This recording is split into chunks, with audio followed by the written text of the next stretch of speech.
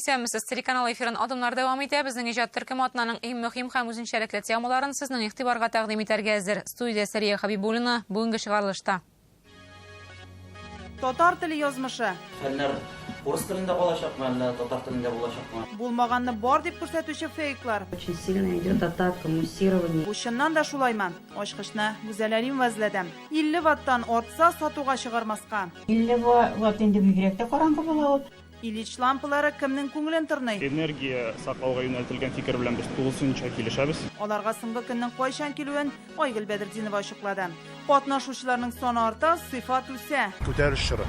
Кичерә татар киносы.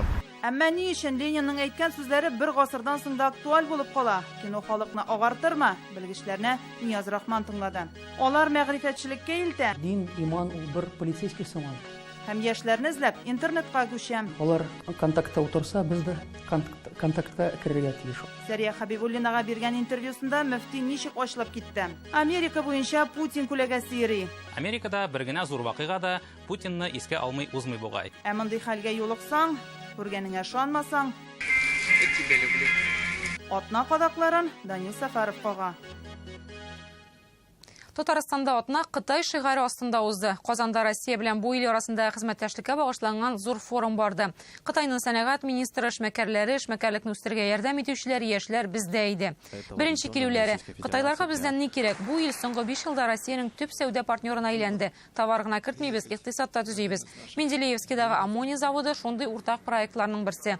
Чаллыда Кытай суыткычлары җыела, чиратта кер юу машиналары заводы. Алар бездә индустриаль паркта төзүмәкчеләр. Килешүне имзаладылар. Мондый форумнар моңарчы Ульяновский һәм Омскида үткән. Делегатларны авыл хуҗалыгы, икътисад, IT юнәлешләре буенча сайлаганнар. Дөньяда иң тиз үсүче ил вәкилләре Татарстанга җитди карый. Алар бу атнада Иннополиста булды. Ә Кытай яшьләре белән президентның күзгә-күз очрашуы теләктәшлекнең ике яклы булуын дәлилли. Кунаклар да хуҗалар күңелен күрә, сүзне татарча башлыйлар.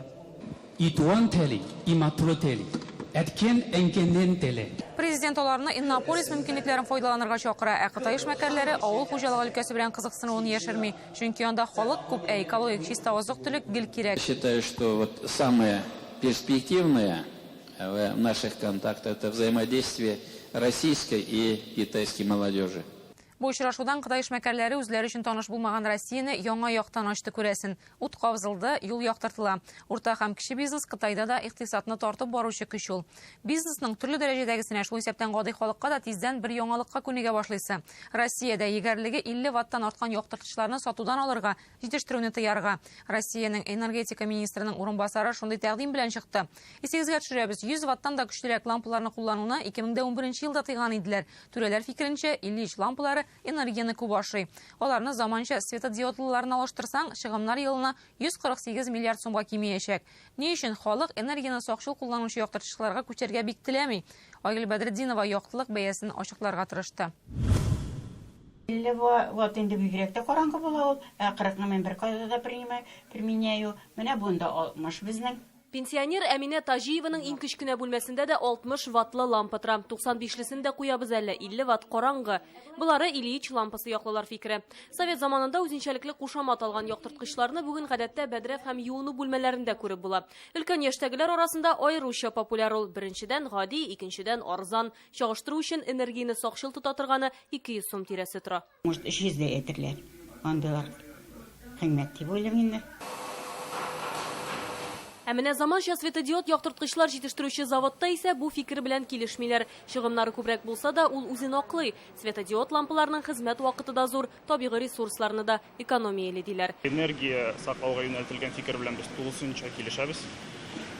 Светодиодларга нигезләнгән җитештерү технологиялары ресурсларны күп тапкырга арзанрак кулланырга ярдәм итә. Бу үз чиратында безнең табигый байлыкларны да сакларга булыша. Әлеге драйвер светодиод яктырткычның йөрәге менә шушындый кечкенә генә пластинадан ким дигәндә 5 яктырткыч чыга. Ильич лампасыннан аермалы буларак әлеге җайланма 30% энергиясен генә бүлмәне җылытуга, 70% аны яктыртуга юнәлтә. Раскаляется до очень высокой температуры, и дотрагиваться нельзя, обжечься можно. Энергияны яктыртуга түгел, бүлмәне җылытуга сарыф итә дип раслый Ильич лампасының җитешсезлеген Казан энергетика университеты доценты. По сути, это источник тепла. Ул җылылык чыганагы диергә була. Аны мәсәлән Себердә куллану отышлы.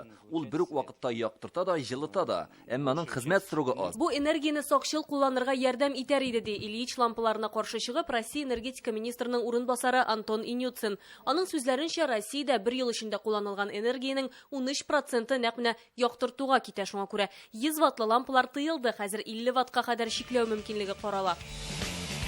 Анысы караңгы тыелса, энергияны сакчыл куллану лампасына күчү хәерлерәк. Ул арзангарак та төшә әле. Мәсәлән, 5 ел эчендә сатып алынган Ильич лампалары өчен сез 7600 сум түләсәгез, энергияны сакчыл кулланучы һәм озаккарак чыдаганын сатып алсагыз, 5 елга нибары 760 сум китәчәк. Моны чамалаганнар өйдәге яктырткычларын күптән алыштырган инде. Элекләрен алыштырып торырга кирәк, хәзергеләре озакка чыдый.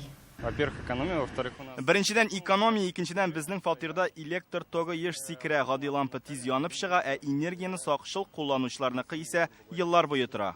Әйтеп үтәргә кирәк, урамдагы ут баганаларына да энергияны саклаучы лампалар куймакчылар, ә югары бәягә килгәндә бу әлегә бары тик җитештерүчеләр аз булуы белән генә бәйле. Әмма анысы да вакыт эше. Соңгы 5 елда Россия базарында светодиод яктырткычлар өлеше 2%-тан 28-гә кадәр арткан. Айгөл Бәдретдинова, Данил Филатов, Яңа гасыр каналы. Хәзер атнаның рәсми хәбәрләренә тукталыйк. Рөстәм Миңнеханов Алабугада резидентлар артачагына ышана, шартлар да ярдәмдә бар. Бу атнада аның катнашында 2 компаниянең эшен башлап җибәрделәр. Гигиена кирәк-яраклары чыгара торган завод ачтылар һәм туфракны алыштырачак җепселле матдә ясый торганына нигез салдылар. Мы будем стараться, чтобы эта продукция была востребована в нашей стране и будем продвигать. Фәрит Мөхәммәтшин Ознакайда халыклар дуслыгы йортын ачты. Ул җирле мәдәни үзәк базасында урнашкан. Котлау сүзләрен җиткереп, парламент рәисе акчалата сертификат тапшырды. Татарстандагы 173 милләт вәкиле өчен шартлар камилләшеп тора. Монда күп милләтле халык яши, тату, дус, үзенең эшчәнлеген күрсәтәләр. Хезмәтләре бик зур. Алексей Песошин рәислегендә Татспиртпром җәмгыяте директорлар советының чираттагы утырышы үтте. Компания продукциясын Татарстаннан читкә чыгаруны арттыра. Утырышта Чистайда сыра заводы төзү буенча инвест проектны тикшерделәр. Илсурметшин дәвалау тернәкләндерү үзәге булачак 21-нче сырхаханәне карап чыкты. Яңартыла торган бина 23 меңгә күбрәк, 83 мең кешегә исәпләнгән. Парковканы да зурайтырга онытмаячаклар. Татар теле тирәсендәге хәл бу атнада яңа яссылыкка күчте. Интернет шелтәре бу шактый четерекле тема өчен мәйданга үрелде. Күпләрнең тынычлыгын Россия президенты Владимир Путинның Генераль прокуратура белән Рособорнадзорга төбәкләрдә туган телләрне укыту күләмен тикшерергә дигән күрсәтмәсе бозды. Интернеттагы бәхәс бер юлы 2 фронтта бара. Мәктәптә татар телен өйрәнергәме, юкмы? Әллә инде аны укудан баш тартып гариза язсаң да буламы? Бу сораулар рус милләтеннән булган татарстанлыларны борчый. Татар җанлы татарстанлылар исә шушы карарда татар теленә куркыныч янаучы сигналлар күрә. Әгәр бөтенесен бергә алып исәпләсәм, бу Татарстан халкы алдында торган чираттагы сынау чоры. Андыйлар тарихта аз булмаган. 25 ел дәврендә толерантлык, бер-береңә хөрмәт беренче планга куелган, шушы асыллар алга сөрелгән күп милләтле Татарстан халкы бу сынауда үзен ничек күрсәтер? Әлегә исә белгечләр тема куертылып кына калмый, күпертелә ди. Катлаулы вазгыять хакында хәбәрчебез Гүзәл Әлимова. Кәефләрегез ничек? Күтәренке, бик шат, без күтәренке булгач. Нинди сорауларыгыз бар? Бу яңа уку елында. Татар телендә белем бирүче 27-нче гимназиядә ата-аналар җыелышы. Казан үзәгендә урнашкан 600-дән артык укучы исәпләнүче уку йорты. Монда татар гаиләләреннән килгән балалар белем ала. Ата-аналар тел өчен борчылуын яшерми. Сөйләшү нигездә шушы тема тирәсендә бетерелә. Безнең сыйныфыбызда алар каршы килүчеләр булыр дип уйламыйм үзем. Безне татар теленең күп сонда булуы бик канәгатьләндерә. Өстәмә булса да каршы түгелбез. Фәннәр урыс телендә булачакмы, әллә татар телендә булачакмы? Менә гимназия булгач инде татар теле. Татар телендә укыта торган гимназия булгач татар телендә була инде. Зур сыйныфларда без билингваль укытабыз, чөнки анда бердәм дәүләт имтиханына да әзерлек бара. Все родители, конечно, за сокращение, но не нам решать. Әмансы инде Казандагы 72-нче мәктәп. Ул рус мәктәбе. Төрле сыйныф укучыларның әти-әниләре директор белән очрашуга килгән. Бирдә рус, шулай ук катнаш никахта тәрбияләнүче балалар күп. Количество часов русского, может быть, можно было бы как-то увеличить, для того, чтобы наши дети могли грамотно общаться на русском языке. Директор әлегә укыту программасына үзгәрешләр кертеп булмавын аңлата. Ни одного заявления личного об отказе в изучении татарского языка. Миңа татар телен өйрәнмибез дигән бер генә гариза да китерүче булмады. Быелгы укыту программасында ничек язылган, дәресләр шул күләмдә. Үзгәрешләр өчен бит ниндидер норматив, хукукый база булырга тиеш. Никто эти темы, скажем так, не поднимал. Безнең сыйныфта берәү дә гариза язу хакында сүз алып бармый, татар теленнән баш тартырга җыенмыйбыз. Очень сильно идет атака, муссирование и... Ниндидер һөҗүм бара, күпертәләр барысында. Бу тема шуңа гына күтәрелде. Без дус тату яшәргә телибез. Мондый чорны бер уздык бит инде. Кабат аңа кайтасы килми. Тоякның авыр башы татар теле укытучыларына шымланулар, эшсез калмабызмы дигән шикләнүләр үзен сиздертә. Тынычлык кертә мондый булганулар, интернетта булганулар. Әмма ләкин менә дәресләрдә балалар барбер без өйрәнәбез, укыйбыз, дәресләрдә андый сораулар күтәрелми. Интернет шынлап та кайный бу көннәрдә. Чаллы, Әлмәт, Лениногорский, Алабугада исә 2 сыйныф укучыларының әти-әниләре татар теленнән баш тартканнар дип язылган.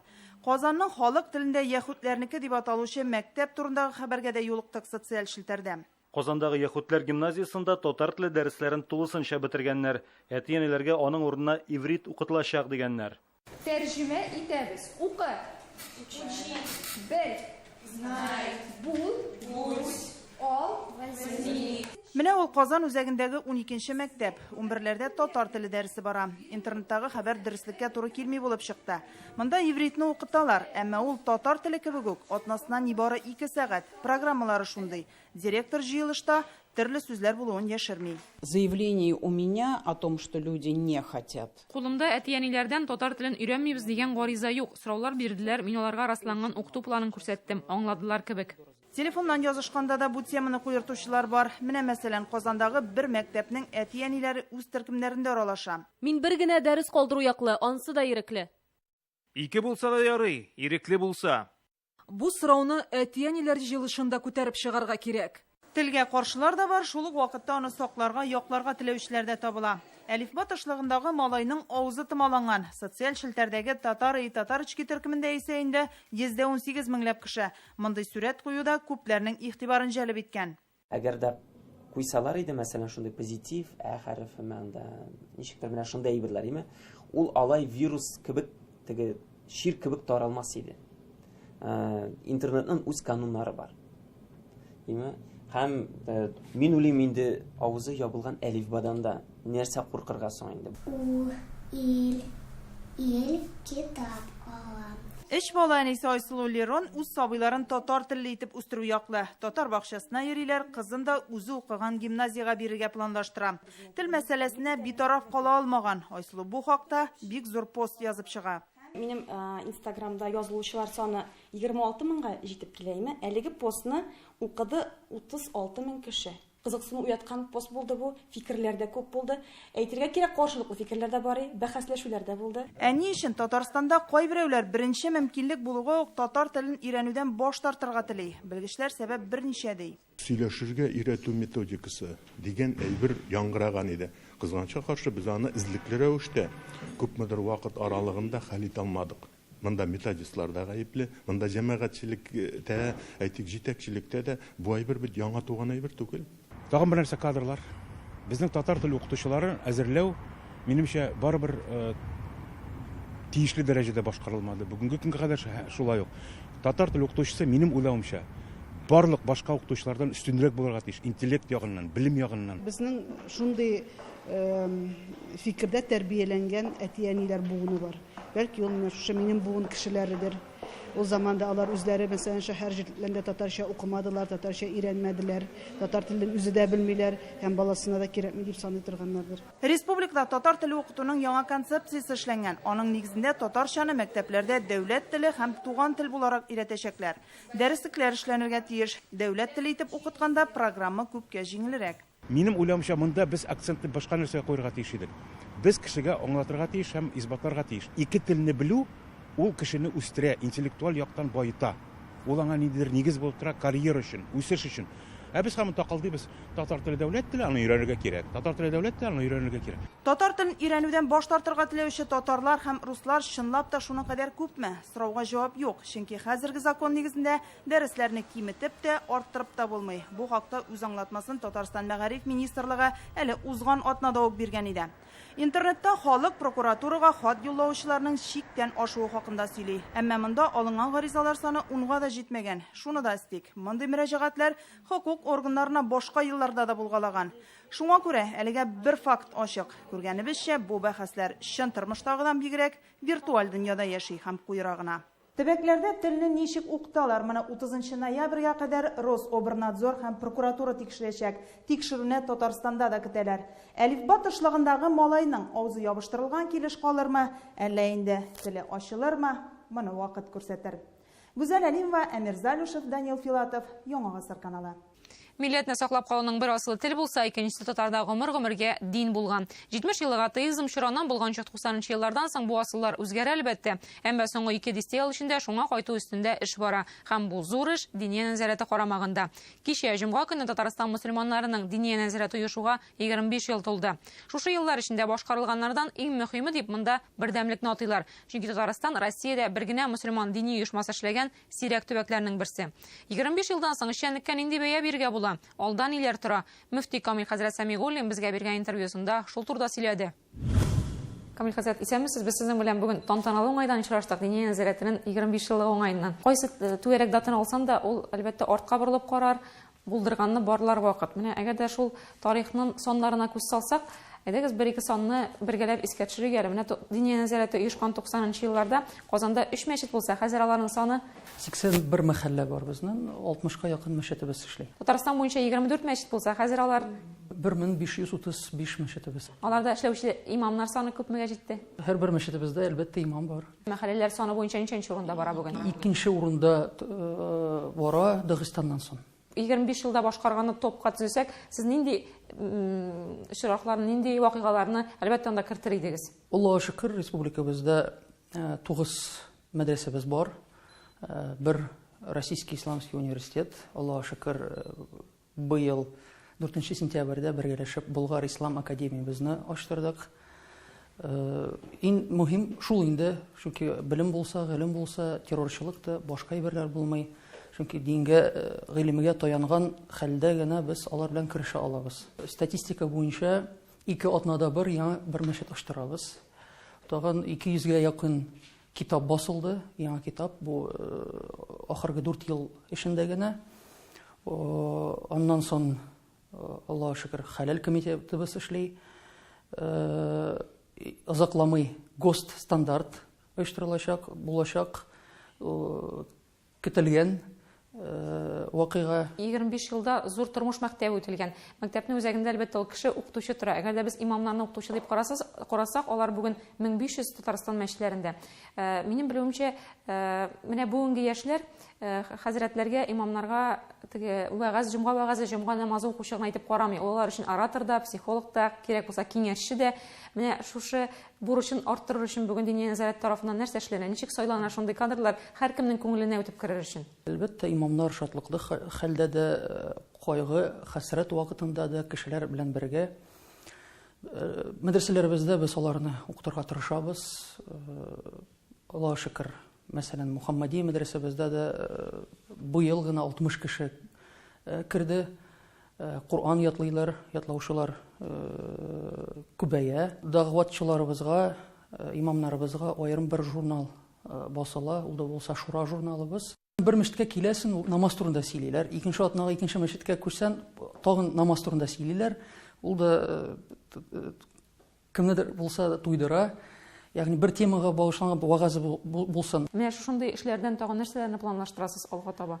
Юк, безнең булды ул берничә ел элек без яңа китап бастырдык. Ул да булса дини ялаларыбызны үткәрүдә ярдәмлек нигезләмә дип атала. Чөнки бер районга барасың, кемдер әйтә, юк, безнең районыбызда шундый сүрәләр укылырга тиеш, безнең бабаларыбыз шулай укыганнар.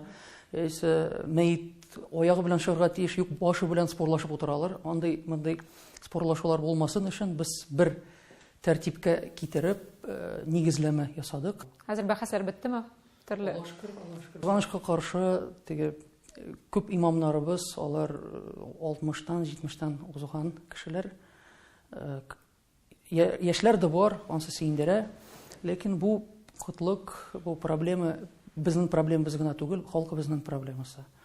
Мәгълүм булганча былтыр да без үз аңыбызны артырыр өчен татар телебезне кертек. Хәзер безнең мәчетләребездә стандарт буенча, тәртип буенча җомга вагызларыбыз бары тик татар телендә сөйләнә, алып барыла. Камил хәзрәт, сез бит менә яшь мөфти, 4-5 ел элек бу постка килдегез, шулай бит Диния нәзарәт тарихында сезнең дә үз тарихыгыз хәзер бар. Ә менә сез яшь аудитория, яшь буын белән эшләгәндә, алар күңеленә керерлек сүзләрне ничек табасыз? Мин дә яшь кеше буларак, миңа нәрсә кызык, шуны сөйлим. Миңа кызык булса, аларга да кызык булырга тиеш дип уйлыйм. Мәгълүм булганча, хәзерге вакытта яшьләребез бик телевизорда карамыйлар, интернетта утыралар.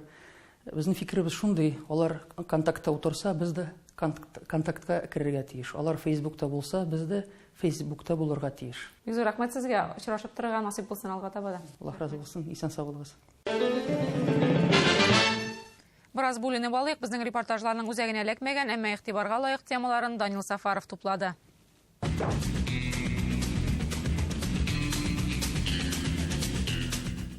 Исәнмесез.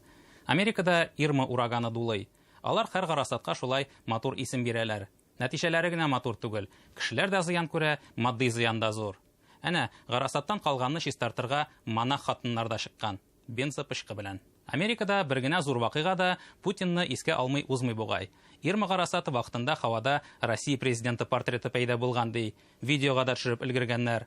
Бу турда интернетта шау-шу зур булды. Берәүләр моны шаяру ди, икенчеләр җитди кабул итә. Инде һавада сурәте күренгәч, Америкада Путинга табына утырган берәр яңа дин барлыкка килмәсә ярый.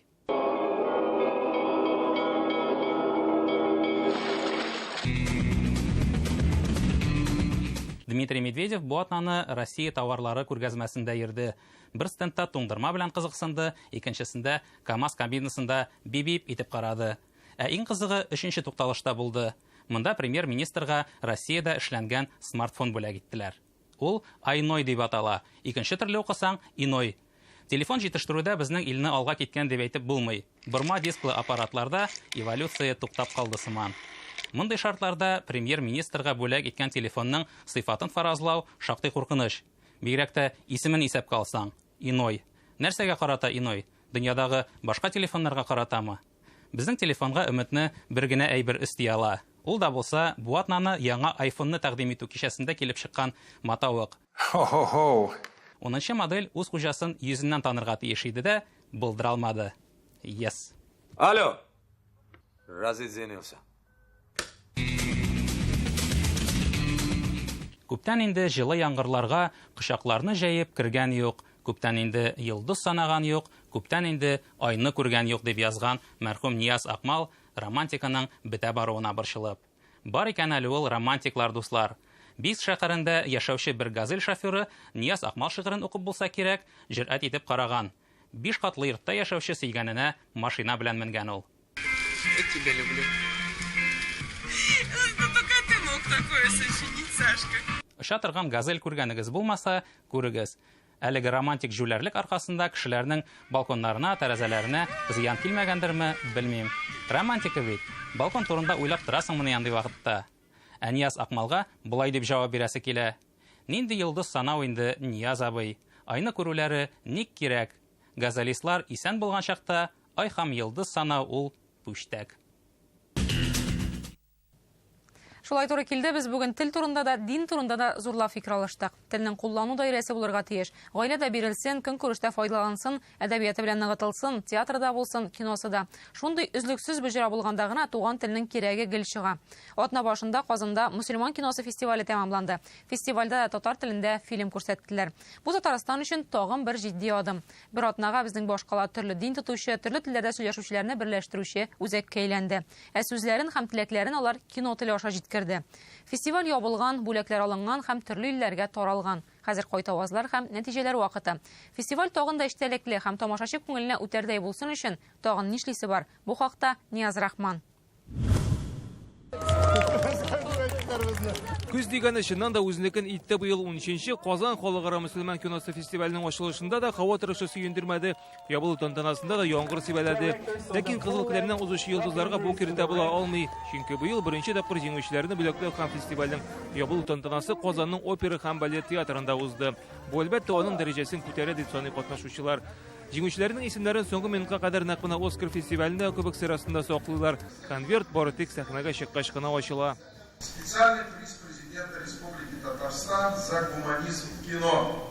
Награждается Ильшат Рахимбай. Җиңүчеләр арасында быел яшь режиссер Ильшат Рахимбай да бар. Яшь талантлы режиссер сәнгатькә гуманизм өчен президентның махсус бүләгенә ия. Аның күзаллау фильмына шундый бәя бирелә. Мин бу фестивальдән үземә инде максималь күлемдә белем, максималь күлемдә танышлар. Ильшат Рахимбай инде фестивальдән соң фикерләрен туплый, әлбәттә җиңү аңа һәм командасына зур мөмкинлекләр ача. Ләкин яшь режиссерны фильмнарын тамаша кылучы аудитория борчый. Залга яшьләр күбрәк йөрергә тиеш ди ул. Аның фикеренчә, оештыручылар нәкъ менә шуңа игътибар итми. Бәлки яшьләрне күбрәк монда тарттырырга кирәктер. Чөнки менә әгәр родинда барган киноларга барып карый башласаң, син аңлыйсың, бу 45+ или 40+. 25+20+ түгел. Монда бар Россия молодая дигән бер кичкенә генә шундый форма, анда шундый конкурс үтте, аерым номинация Россия молодая булды, анда милли конкурс узды. Ул җирләрдә безнең яшьләр, әмма теге основной конкурс ул барыбер 40+, шундый улрак. Милли документаль фильм номинациясендә Алмаз Нургалиевның Нәҗибә картинасы шулай ук җиңүчеләр рәтендә. Татар халкының бөек актрисасы Нәҗибә Апа-Ихсанованың тормышы турында ул. Алмаз Нургалиев үзе башта җиңүгә ышанмаса да, татар киносына өмете бар. Татар киносы бүгенге көндә ул диңгез сыман, диңгез дулкыннары сыман. Бер күтәрелә һәм бер төшеп китә. Күтәрелеш чоры кичерә татар киносы. Яшь режиссерлар барлыкка килде, яшь операторлар. Алар чыннан да бик көчле. Мәсәлән, шул ук тапшырылмаган хаклар фильмын алсак та, яки Айсулу фильмы чыкты бит инде. Алар миңа калса үсешнең бер күрсәткечедер. Шунысын әйтергә кирәк, гадәттәгечә фестивальдә Мисыр, Иран һәм Төркия фильмнары зур өстенлеккә ия. Ләкин алар арасында җиңүчеләр рәтендә безнекеләр дә шактый. Барлыгы 23 бүләк алучы арасында Татарстан режиссерлары тарафыннан башкарылган эшләр саны 7-гә җитте. Менә ул җиңүчеләр махсус Татарстан президенты бүләге Ильшат Рахимбай, күзаллау, Казан шәһәре мэры призы Рөстәм Рәшитов, тапшырылмаган хатлар, иң яхшы милли фильм Сергей Киатров, Мирас угы, иң яхшы милли документаль фильм Алмаз Нургалиев, Нәҗибә, иң яхшы кыска метрлы милли фильм Оксана Синчугова юлдан язган ул, иң яхшы балалар өчен милли фильм Валерия Гиренко диагноз, Россия кино белгечләре призы Юлия Захарова, Халима картинасы өчен. Играют как артисты Казанского театра, это видно, но это не самое важное. Җирле актерлар, татар театр артистлары һәм бу күренә, әмма монысы иң аянышы түгел, иң мөһиме режиссура. Инде киносы да бар, тамашачысы да бар кебек фестивальнең, хәтта кайбер премьераларны халык идәнгә утырып карады. Оештыручылар сүзләренә караганда, быел якынча 20 000 кеше Казан халыкара мөселман киносы фестивалендә була. Тик аларның зәвыгы төрлечә. Берәүләр хәтта үзләре белән ризыклар алып кереп залда ашый. Карау культурабыз бармы? Аны кем тәрбияләргә тиеш? Иң бер чыганы менә шушы 13 ел дәвамында кинофестивальнең үз зыялы тамашачысын булдыра алмавы. Анда йөрүче ханымнар дип әйтик инде, алар бу кинофестивальне үзләре өчен кино күрсәтә торган социаль проект итеп кенә кабул итәләр. Алар өчен килеп утырырга да, кино карарга мөмкинлек. Миңа калса, кинофестивальне көтеп ала торган, аңа билет алып кирергә риза булган тамашачысы булырга тиеш инде. Сокращать, конечно, нужно аккуратно. Монысы журналист игътибарын җәлеп иткән Байбулат Батуллинның нибары 9 минутлык кыскарту фильмы уйландыра һәм куркыта торган бер үк вакытта. Гомумән быелгы фестиваль кысаларында семинарлар, мастер-класслар эшләп килә, бу көйне күрсәтү генә түгел ди белгечләр. Аеруча махсус катнашу өчен чит төбәкләрдән килүчеләр саны арткан. Димәк, фестиваль тирәсендә бу аерым кино мохите барлыкка килә дигән сүз. Действительно, людей было больше. Халык бик күп иде, параллель рәвештә форум барда, аерым мәйданнар эшләде. Анда хәтта кайберәүләр үзләре теләп килә, үз акчаларына чит төбәкләрдән. Димәк, аны беләләр һәм кызыксыналар. Бүгін енді фестивальдан соң 2 зур проект турында килешү бар. Һәм Татарстанда тормышка ашырылачак. Агымман алганда фестиваль кино белән генә түгел, зур хезмәттәшлек мәйданында булырга тиеш. Бу алдагы еллардагы максатлар. Я для себя совершенно точно вижу. Мин үзем өчен шунысын ачык күрәм: бирдә кино өлкәсендә эшләүчеләр очраша, аралаша, нәрсәдер хакында килешә икән. Димәк, тагын бер мәйдан булырга тиеш. Фестиваль тамам һәм анда катнашкан фильмнар тамашачылар белән саубуллаша дигән сүз түгел әле. Инде бүген зур кинотеатрлар белән атмага бер тапкыр булса да биредә татар фильмнарын күрсәтү турында сөйләшүләр алып барыла. Димәк, кинотеатрларда очрашасы бар әле. Нияз Рахман, Ләйсән Сайбирова, Марат Сәйдгараев, Ойрат Галиев, Яңа гасыр каналы. Менә шундый кино. Бу атнага шулар. Киләсе шимбәдә очрашырбыз. Бүгенгә исән сау булыгыз.